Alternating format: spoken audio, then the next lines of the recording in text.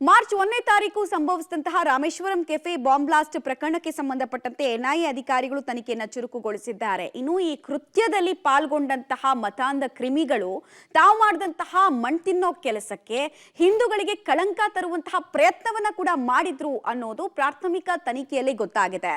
ಪಾಕಿಸ್ತಾನದ ಅಜ್ಮಲ್ ಕಸಬ್ನಿಂದ ಹಿಡಿದು ಮೊನ್ನೆಯ Rameswaram bomb blast ಪ್ರಕರಣದ ತನಕ ಕೂಡ ಹಿಂದೂಗಳ ಹೆಸರನ್ನ ದುರ್ಬಳಕೆ ಮಾಡಿಕೊಳ್ಳೋದಕ್ಕೆ ಈ ಶಂಕಿತ ಉಗ್ರರು ಪ್ರಯತ್ನ ಪಟ್ಟಿದ್ರು ಅನ್ನೋದು ಸಾಬೀತಾಗಿದೆ. ಬನ್ನಿ ಡೀಟೇಲ್ಸ್ ನೋಡೋಣ. ರಾಮೇಶ್ವರಂ ಕೆಫೆಯಲ್ಲಿ ಬ್ಲಾಸ್ಟ್ ಪ್ರಕರಣ.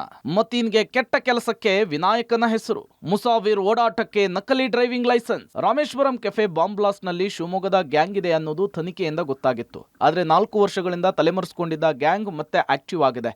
ಅದೇ ಮತೀನ್ ಗ್ಯಾಂಗ್. 4 ವರ್ಷದ ಹಿಂದೆಯೇ ದೇಶ ಬಿಟ್ಟಿದ್ದಾನೆ ಅಂದ್ಕೊಂಡಿದ್ದ ಅಬ್ದುಲ್ ಮತೀನ್ ತಾಹಾ, ಮುಸಾವಿರ್ ಶಾಜಿಬ್ ಆಕ್ಟಿವ್ ಆಗಿ ರಾಮೇಶ್ವರಂ ಕೆಫೆ ಬ್ಲಾಸ್ಟ್ ಮಾಡಿದ್ರು. ಇವರು ಮಾಡೋ ಮಣ್ಣು ತಿನ್ನೋ ಕೆಲಸ ಮರೆಮಾಚೋದಕ್ಕೆ ಹಿಂದೂ ಯುವಕನ ಹೆಸರನ್ನ ಸೇರಿಸಿಕೊಂಡಿದ್ದಾರೆ. ಅಬ್ದುಲ್ ಮತೀನ್ ತನ್ನ ಹೆಸರನ್ನ ವಿಘ್ನೇಶ್ ಅಂತೇಳಿ ಬದಲಿಸಿಕೊಂಡಿದ್ದಾನೆ. ಮುಸಾವಿರ್ ತನ್ನ ಹೆಸರಿನಲ್ಲಿ ನಕಲಿ ಡ್ರೈವಿಂಗ್ ಲೈಸೆನ್ಸ್ ಅನ್ನ ಇಟ್ಕೊಂಡಿದ್ದಾನೆ. ಬ್ಲಾಸ್ಟ್ಗೆ 12 ಗಂಟೆಗೂ ಮುನ್ನ ಕ್ಯಾಪ್ ಖರೀದಿ. ಪಬ್ಲಿಕ್ ಟಿವಿಯ ಬಳಿ exclusive CCTV. Rameshwaram bomb blast ಮಾಡೋದಕ್ಕೂ ಮುನ್ನ ಮತೀನ್ ಮತ್ತು ಮುಸಾವಿರ್ ಚೆನ್ನೈನ ಮಾಲೊಂದರಲ್ಲಿ ಕ್ಯಾಪ್ ಖರೀದಿ ಮಾಡಿದ್ದಾರೆ. ಕ್ಯಾಪ್ ಖರೀದಿ ಮಾಡಿದ ದೃಶ್ಯ ಪಬ್ಲಿಕ್ ಟಿವಿಗೆ ಲಭ್ಯವಾಗಿದೆ. ಅಲ್ಲದೆ ಕ್ಯಾಪ್ ಖರೀದಿಯ ಸಂದರ್ಭದಲ್ಲಿ ವಿಘ್ನೇಶ್ ಅಂತಲೇ ಬಿಲ್ಲಿಂಗ್ನಲ್ಲೂ ಕೂಡ ಹೆಸರನ್ನ ಬರೆಸಿದ್ದಾರೆ. ಮತೀನ್ ಕೆಟ್ಟ ಕೆಲಸಕ್ಕೆ ವಿಘ್ನೇಶ್ ಹೆಸರು. ರಾಮೇಶ್ವರಂ ಬಾಂಬ್ ಬ್ಲಾಸ್ಟ್ ಮಾಡುವ ಮುನ್ನ ಮಾಲ್ಗೆ ಎಂಟ್ರಿ. ಚೆನ್ನೈನ ಮಾಲೊಂದರಲ್ಲಿ ಕ್ಯಾಪ್ ಅನ್ನ ಖರೀದಿಸಿದ್ದಾರೆ. ಮತೀನ್ ಮತ್ತು ಮುಸಾವಿರ್ ತೆರಳಿ ಕ್ಯಾಪ್ ಖರೀದಿಸಿದ್ದಾರೆ.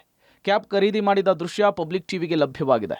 ಕ್ಯಾಪ್ ಖರೀದಿಯ ಸಂದರ್ಭದಲ್ಲಿ ವಿಘ್ನೇಶ್ ಅಂತಲೇ ಬಿಲ್ಲಿಂಗ್ನಲ್ಲಿ ಹೆಸರನ್ನ ನಮೂದಿಸಿದ್ದಾರೆ. ಮತೀನ್ ತಾಹಾ ತನ್ನ ಹೆಸರನ್ನ ಬದಲಿಸಿ ವಿಘ್ನೇಶ್ ಅಂತ ಕೊಟ್ಟಿದ್ದ. ನಕಲಿ ಐಡಿ ಕಾರ್ಡ್ನೊಂದಿಗೆ ಓಡಾಡ್ತಾ ಇದ್ದ ಮತೀನ್ ತಾಹಾ. ಒಟ್ನಲ್ಲಿ ತನಿಖೆಗಿಳಿದಂತಹ ಎನ್ಐಎ ಸಾಕಷ್ಟು ಮಹತ್ವದ ವಿಚಾರಗಳನ್ನು ಕಲೆ ಹಾಕಿದ್ದು ಆರೋಪಿಗಳಿಗಾಗಿ ಹುಡುಕಾಟವನ್ನೇನೋ ನಡೆಸ್ತಿದೆ.